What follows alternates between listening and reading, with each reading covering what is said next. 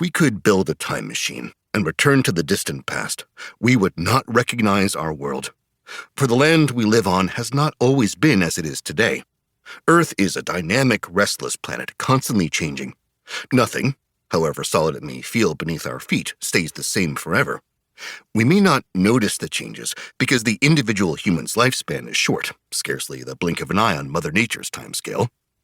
Earth's geological history is the story of its physical structure, the changes brought on by immense forces scientists are still learning about.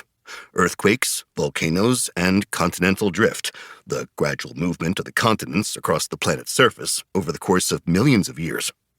Geological history also deals with ancient mountain ranges many times higher than today's Rockies, rising and eventually being worn away by wind and water. Where today there are sandy deserts and rolling prairies, there were once warm seas teeming with the ferocious 50-foot shark called the megalodon, from the Greek for big tooth, which makes today's great white almost seem tame.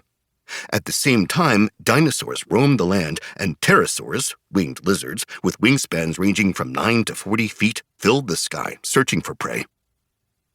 Our story begins when Earth's climate was colder than it is today. Climate and weather, often confused, are not the same.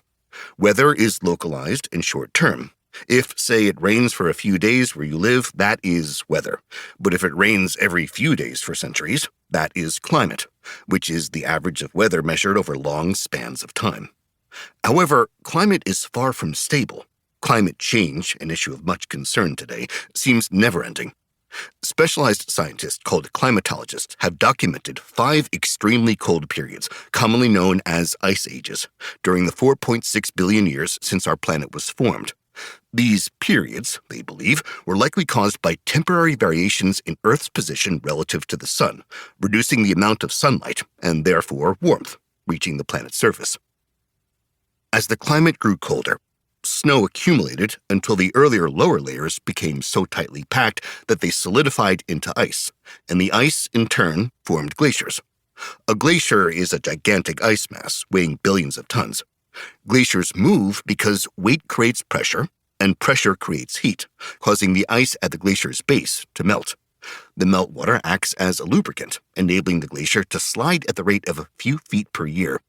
As it advances, snow continues to build up behind it and turn to ice, causing the glacier's continued growth. An iceberg is part of a glacier that breaks off a landmass and falls into a body of water, usually an ocean. When several glaciers come together, they form a continuous ice sheet, also called a continental glacier.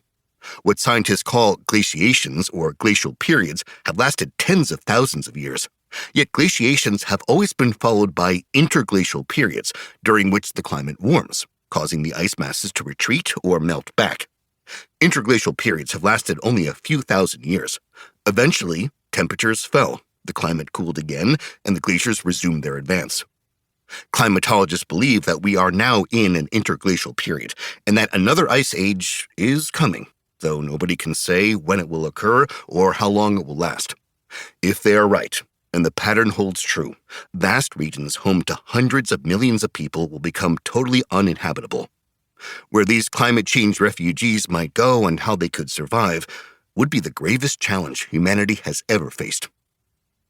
The most recent ice age is known as the Pleistocene epoch, from the Greek pleistos, most, and kainos, new or recent.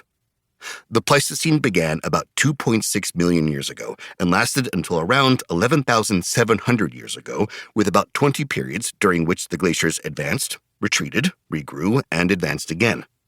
Today, the Antarctic ice sheet, covering 5.4 million square miles, is the largest block of ice in existence. It could cover the combined surface area of the United States and Mexico to an estimated depth of almost 3 miles. The Greenland ice sheet, the second largest, is much smaller, covering only 656,000 square miles, an area nearly 3 times the size of Texas.